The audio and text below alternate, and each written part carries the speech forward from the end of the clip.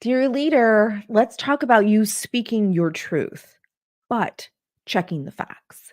How important is this in our leadership practice, especially when we are delivering negative or uncomfortable information to our employees or to a team? So, when we speak our truth, I mean, how many times have you heard, I'm speaking my truth? I'm speaking my truth. Here's what I want to clarify in this context. When we speak our truth, I'm speaking my truth through a lens of bias, through a lens of programming and conditioning. I'm speaking through this filtration system of how I was raised, the things I was conditioned to believe, my ideologies, my principles, my values. So I speak my truth every day because that's the filtration system that I have. And you're doing that too. We're all doing that. But here's what I want for you to keep in mind, especially if you are leading other humans. If you are in a leadership role, it is important that, yes, you speak your truth because you take your brain and your heart everywhere you go, right? You take all of your values, all of your principles, all of your ideologies into the workplace. So yes, show up as yourself because we want you to be authentic. And there's ton of research that shows that when a leader shows up authentically, she is more than likely to not experience burnout. She is more than likely to be able to manage her stress and develop coping strategies, all because she's showing up as herself.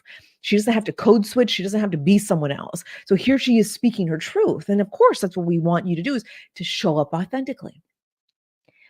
But, and here's the but, underscore, underline, highlight, exclamation point. But I want for you to remember that when we are delivering uncomfortable, complicated, negative information to our employee or our team members, we want to have a list of facts and evidence of behaviors or patterns that are yielding these negative results. We want to have that list so that when we are speaking the truth, we are speaking from a list of facts and evidence. This is why it's important that, yes, show up as your whole self, of course, but we want for you to speak from a place of proof, from validation. Here's what we have seen, Timothy. We have seen that you have, performed in a substandard way, and this is now 2 quarters in a row. So we need to talk about the patterns of behavior that I have witnessed, that I have noticed, that have yielded these negative results.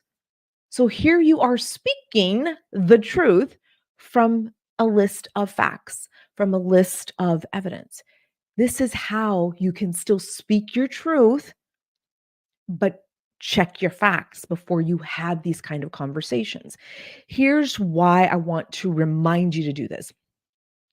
Yes, we have our own filtration system. I was raised along the Texas-Mexican border, didn't speak English until I was 7 years old. I had specific parents raised in a specific socioeconomic climate, in a certain political climate as well.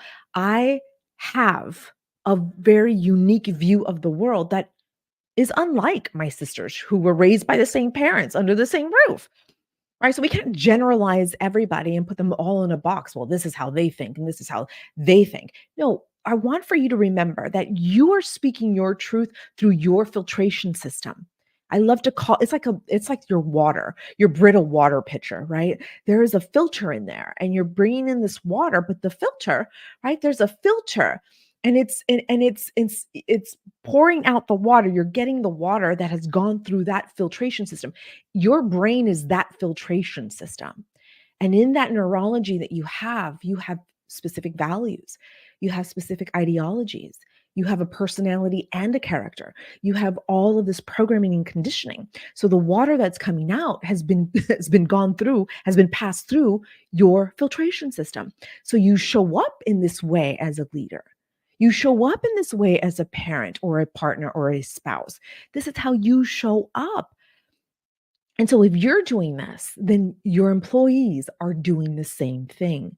They too have been programmed and conditioned to view the world in their unique way. And sure, you may have some things in common, but you weren't raised by the same people in the same home. And even then, right, you have siblings that have different memories or have selected to believe different things than you. And so know that when you are leading another human with their neurology, know that they too have a filtration system that they're viewing you through, and you're doing the same thing to them. So when we're delivering these, complex, negative, conversations, especially when we're doing our performance evaluations.